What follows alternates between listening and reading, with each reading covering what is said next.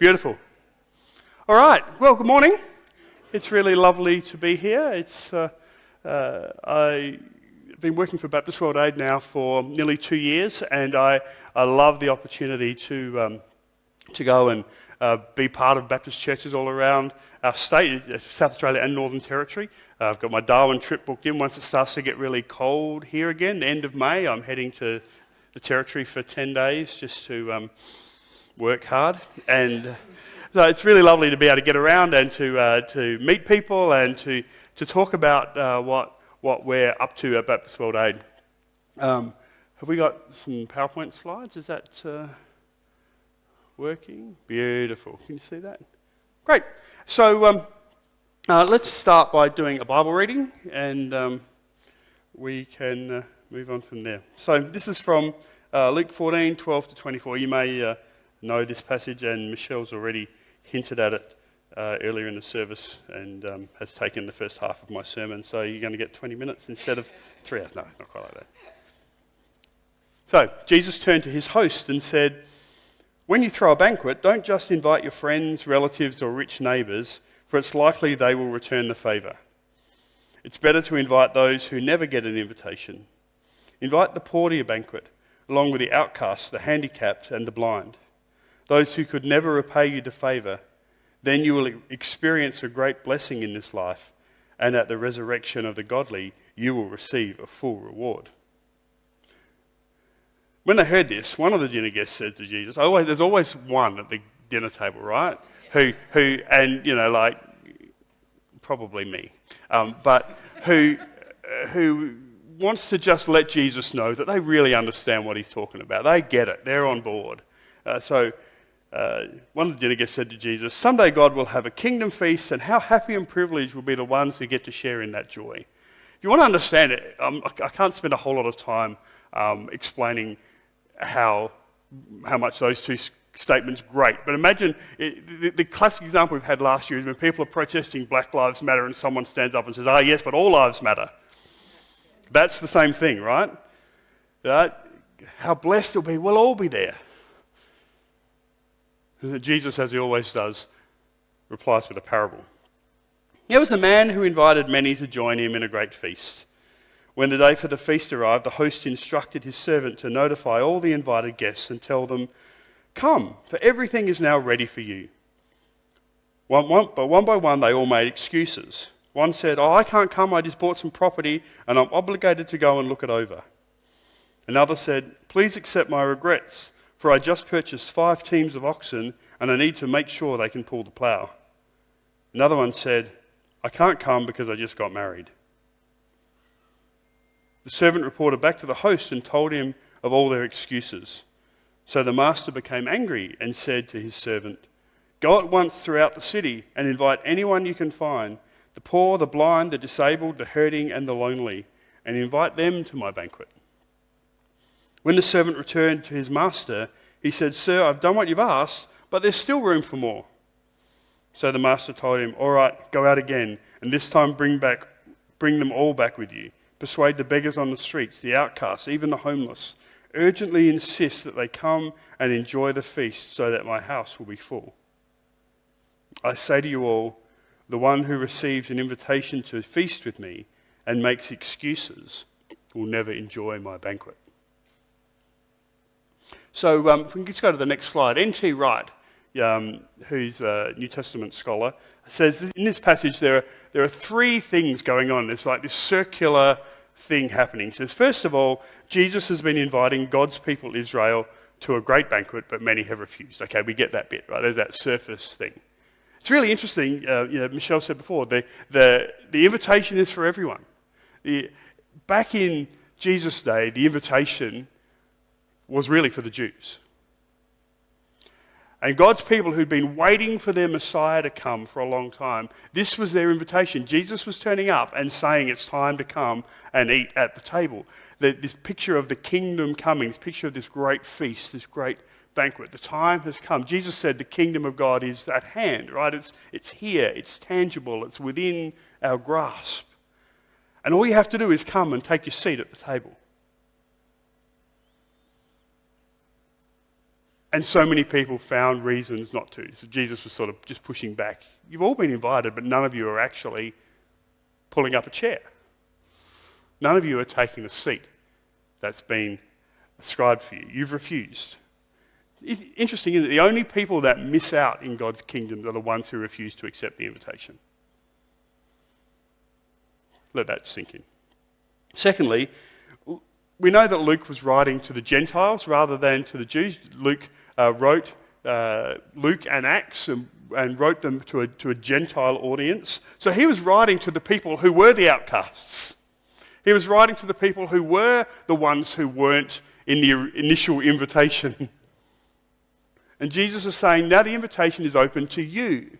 So when the Gentiles hear this, they hear this invitation is open to us. We're actually allowed in. We have a seat at the table as well. The feast is for us. Again, the only people that miss out are those who decline the invitation.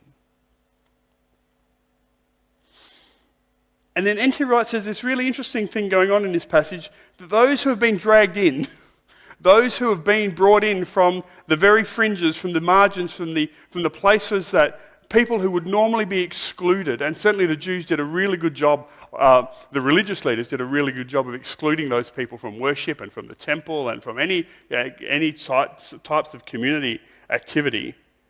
Those who have been dragged in must now switch from being unexpected guests to being the new hosts. So once you take the seat at the table, you're a guest, but you also become a host.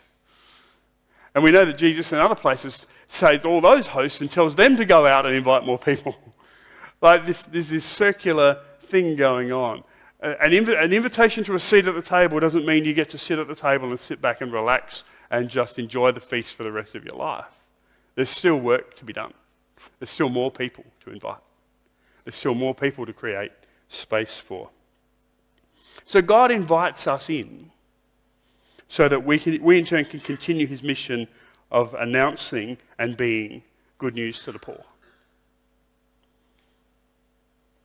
That's our call. And that's what I was really challenged with. I don't know if you've ever had a moment where you realise how rich and how privileged you are. We just are in Australia, and we just take it for granted so much. For me, it was 71 years ago, 1990 it was. January 1990, I went on a mission team to Zimbabwe.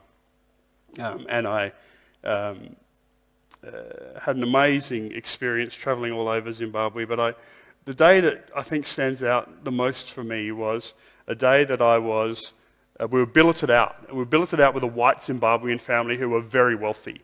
So there's me and another guy staying at this house, and they've got this massive house in the suburbs of Harare with these big lawns all the way around it, and gardens and big gated fence and massive, massive property. They had a housekeeper, and they had a gardener whose name was Evergreen.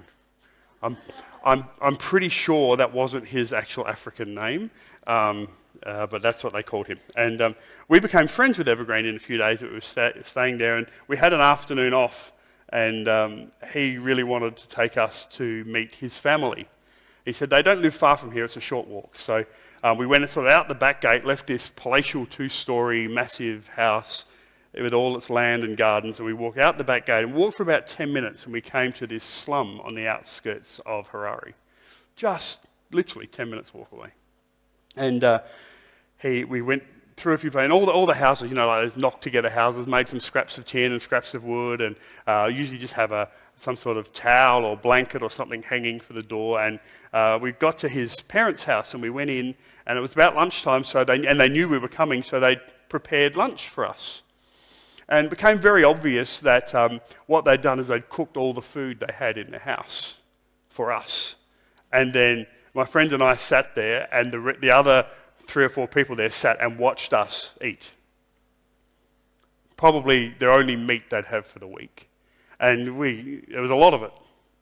And we were always told, you know, if you go, you get invited somewhere, you have to eat it all.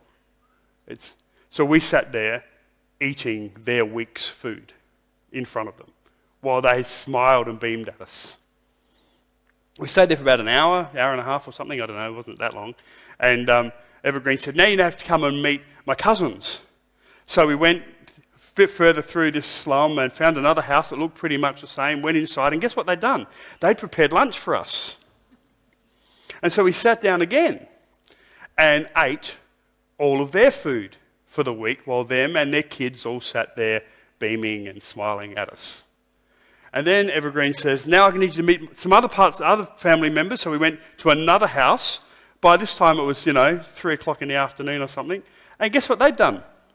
They prepared lunch for us. And we sat there again and ate all of their food while they sat there and beamed at us and were so happy that we'd come to their house. And I remember leaving late afternoon, that third house, with my stomach full and my heart empty. And I thought, there's something wrong with the world. There's something that just rocked me and changed me forever. That's why I love working for Baptist World Aid, because we are committed to ending poverty for everyone. We're committed to creating opportunity for everyone, no matter where they live. I want to show you this came out of a program we ran in Uganda. So if we can flick to the next slide. Just some stats. This was end of 2018. We finished up a 9-year project in Uganda. And these are just some of the results. So improved nutrition, with under 5 malnutrition rates dropping from 72% in 2010 to 31% in 2018. This is in one community that we worked in. Access to safe water improved and sanitation increased from 40% in 2010 to 69% in 2018. Improved quality of education has seen increased retention of students in higher grades, especially amongst girls. I've become very, very committed to the fact that if we can improve the lives of women and girls, we'll change whole communities. Improved child protection in communities. Child labour has reduced from 56% to 26%. That's really significant. Child marriage, that child labour reducing also means those kids are probably now going to school and engaging in education. Child marriage reduced from 71% to 29%. Child abuse from 61% to 22%. Significant reduction in domestic violence cases due to socio-economic empowerment of women through self-help and savings groups.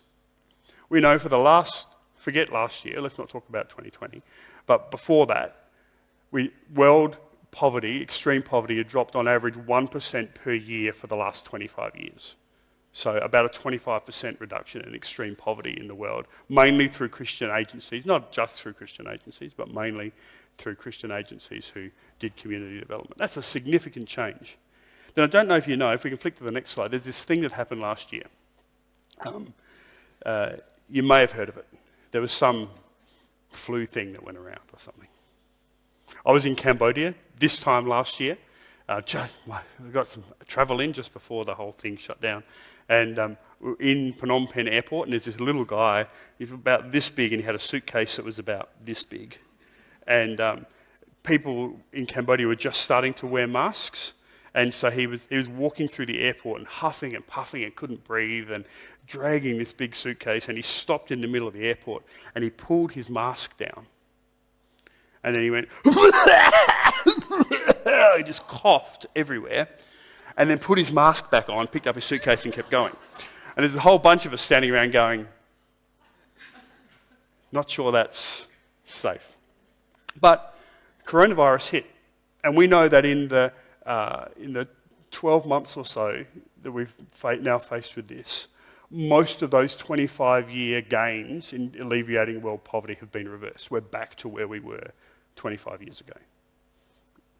Like that.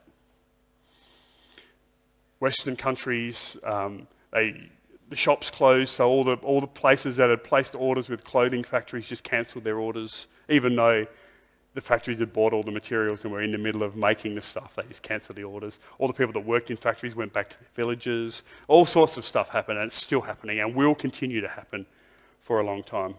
If we go to the next slide, the World Bank, in October last year, did a report on global poverty and the impact of COVID-19, and you can have a read of that. I'm not going to read all of it to you, but just look at a couple of highlights. Global extreme poverty is expected to rise in 2020 for the first time in over 20 years, as a disruption of the COVID-19 pandemic compounds the forces of conflict and climate change, which are already slowing poverty reduction process. COVID-19 pandemic is estimated to push an additional 88 million to 115 million people into extreme poverty this year, with the total rising to as many as 150 million by the end of this year, by the end of 2021. Extreme poverty, defined as living on less than $1.90 a day, is likely to affect almost 10% of the world's population. And this one really bothers me. The report also finds that many of the new poor will be in countries that already have high poverty rates. In other words, as we've been lifting those communities out of poverty, all of that goes back. And not just the extreme poverty, the next level of poverty as well, the people who live below the $3.20 a day line are going to be pushed back. And so working people are now poor, as well as the poor people getting poorer. That's what coronavirus has done. And United Nations, I think it's United Nations, have said that we've basically got a 3-year window. If we can actually reverse this in 3 years, it'll stay reversed. If we can't fix it in 3 years, then we're in trouble. And we're going to be doing years and years worth of work. It's been really interesting though. Baptist World Aid launched a global emergency appeal last year for COVID, received over $1 million from churches around Australia, which is just amazing generosity from Baptists.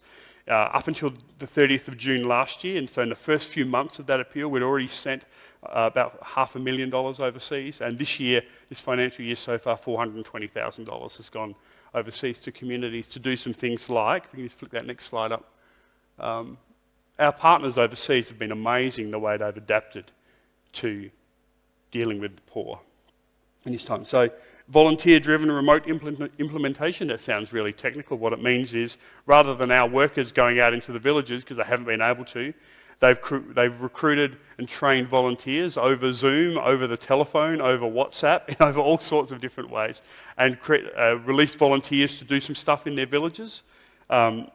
Saw this great picture of a boy in Uganda, the only one in his village who could read, and they gave him a phone, and whenever there was a COVID emergency update, they'd text him a message, and then he would read it to the rest of the village.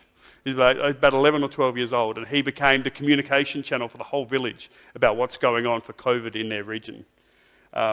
Youth peer mentors, hygiene monitors, teaching people, creating hygiene stations.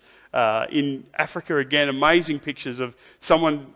African ingenuity always amazes me. This guy created this hand washing station. It's operated by feet, so like a bucket on this frame, and you push your foot down, it tilts the bucket, and you can wash your hands under it without actually having to touch anything. And so once they saw one of them, they got them designed for them, and they made them and put them in villages all over the place. The trouble with Africa, lots of places, but Africa in particular, one of our partners in Kenya, I saw an interview with the guy who said, we basically have to choose what we do with our water. Do we wash our hands with it, or do we drink it? Each day, that's our choice. Some family-based counselling, home-based community garden and food production ideas, remote support for education. There's amazing pictures of, again, kids in Lebanon and kids in Cambodia and kids in other places doing school. Some places they can have access to some internet, so using Google Classroom, but other places no internet, just a phone, so they've actually been doing school over a phone. There's pictures of kids with a phone in the middle of the table with a teacher on the other end of the phone just talking to them and doing lessons with them. And reviving self-help groups and small businesses. So we're doing a fair bit, and one of the things I've come to realise about this whole poverty idea, there's lots of definitions of what poverty is. You know, the World Bank like to have figures on it. Poverty is those who earn less than $1.90 a day, or those who earn less than this. And our Western view of poverty has always been that poverty is just a lack of something. And if we just give people more stuff, then that'll fix it. It's not true. If poverty is a lack of anything, poverty is a lack of opportunity. What do I mean by that? What I discovered when I was in Africa, what I also discovered in Cambodia last year, is poor people don't actually particularly want to be poor. There's this little bit of a fantasy that says, oh, well, that's how they live. That's their life. They don't know anything else. But you give them just a little bit of an opportunity, let me tell you, they can transform their whole communities. Just with a little bit. I want to tell you one story from Cambodia. We can flick to the next slide, the photo. You see the lady on the left there? She lives in rural Cambodia. We met her. This is her house. This is her veggie patch. We met her. She lives up near the Thai border in the place in Cambodia where the Khmer Rouge were the most active. And all around her village, there are still landmines, and it's a pretty tricky place. You don't want to wander off the path too much. And 9 years ago, her children were sponsored by Australian sponsors through Baptist World Aid, and she joined a program to get a little bit of help learning how to do vegetable gardening a bit better. So she did that, and she grew a little veggie patch into that bigger veggie patch that you can see there. One of the things that we do is we create self-help groups in communities. We seed fund them. $300 is what this costs Baptist World Aid. That's not a lot of money, right? For $300, we seed fund this self-help group. She joins what we call a savings group, where she meets with lots of other people who all commit together. They sign contracts. It becomes official to create like a village bank. And each week, she contributes some money towards that. Other people in the village do as well. And then they can borrow money from that at really low interest rates to do things. So she borrowed some money to buy a couple of pigs. And she bred those pigs, and she bred those pigs, and she bred those pigs, and apparently pigs breed like rabbits. And she bred them until she had lots of pigs, and she sold all her pigs and bought 2 cows. Sorry, bought 1 cow. And then she bred that cow. If we can go to the next slide, these are all her cows. It's a little bit difficult to see, but she had 15 cows. This is just in 8 years, right? 15 cows. She sold 5 of those cows for $700 each. And this woman and her family lived in this small house. It was, probably about the size, probably from here to the wall, about that big. It's up on platform, just a wooden house, nothing fancy at all, just a cloth door. But because she sold those cows, if we can go to the next slide, she's building this house.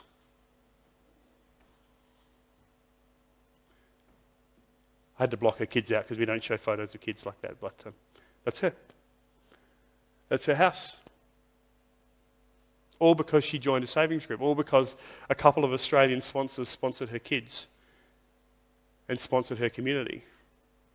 She now works as a volunteer health consultant in her village. She goes around and teaches all the other women how to keep the house clean, how her kids learnt about toilets in a kids club that they were part of, and so they've got a toilet now in their house, just outside their house, rather than just using the vegetable garden as a toilet, which is what they used to do. And funnily enough, their kids kept getting sick all the time. Her kids aren't sick anymore. Her kids go to school. Her kids are part of a kids club, and she works helping other families do the same thing.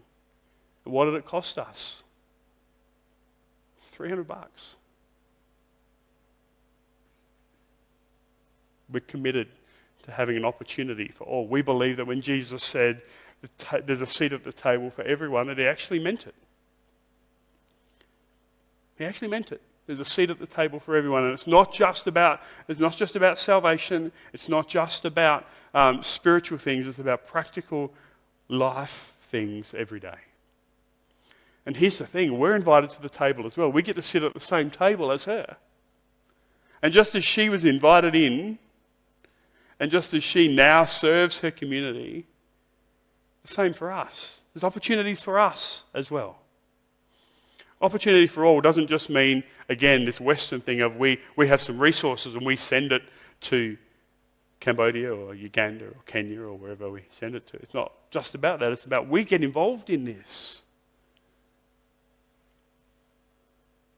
This might be, sending stuff and getting involved in projects overseas by sponsoring kids or whatever, might be something that God's challenging you to do, and I'd love to talk to you about that afterwards. But maybe the biggest thing that God's calling you to do is have a cup of tea with your next door neighbour. Or come down and have a coffee with us in Ottaway on a Saturday morning. Come and see who the people are. Take notice, open your eyes, notice who the people are around us. We're really good. I'm terrible at it. I'm terrible about being in my own bubble and not noticing what's going on just around the fringes. It's really interesting. As soon as we start giving signals to people that we're actually interested, they will start responding. Poor people don't want to be poor. You're very proud, poor people, but they don't want to be poor. At coffee yesterday morning, I bought a new T-shirt this week with an Aboriginal flag on it, and I wore it to coffee yesterday morning, and we're standing there making coffee, and just as we're starting, 3 older Aboriginal people just walk past, and they look over, and they see my T-shirt, and they tap each other, and they point, and suddenly they're in getting coffee. Even the smallest signals we give suggest that they were safe there, they were welcome there, that there was a seat at the table for them. And they came and they sat at the table and they had coffee. Actually, they had tea. And they had tea, and because most Aboriginal people drink tea, not coffee, they came and had tea, and we were giving away noodle cups. We give away stuff to whatever we get, and they were really hungry, so we got boiling water and we made them noodles, and they sat there and ate their noodles. And their neighbours, they live just around the corner from us and see them a little bit. And so, again, there's another relationship starting to build. It's always an invitation. And as we're invited, we're also called to invite others. Everyone at the table is the same. That's what I love about the kingdom of God. Jesus talked about that all the time. Everyone's the same. It doesn't matter what your social status is. It doesn't matter how much money you have. It doesn't matter any of those things. There's a seat at the table, and then once you're at the table, the feast is for everyone. It's a great picture of the kingdom. Let's pray together. Just before we pray, we're going to show a clip, actually. So this clip can be our prayer, really, but let's watch this and then we'll pray.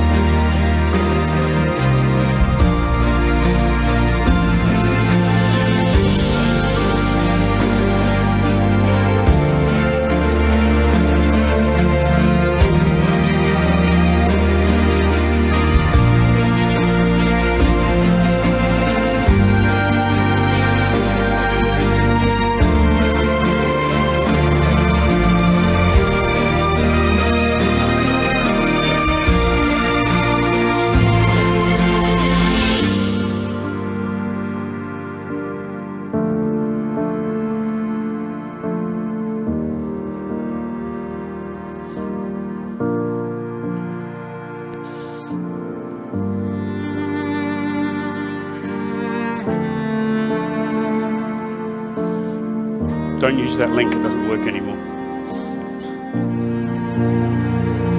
If you want to follow that up, you can look at our website, which was the first part of the link, baptistworlday.org.au, but the Stand Together thing is from a campaign from last year that doesn't happen anymore. But let's pray. Lord,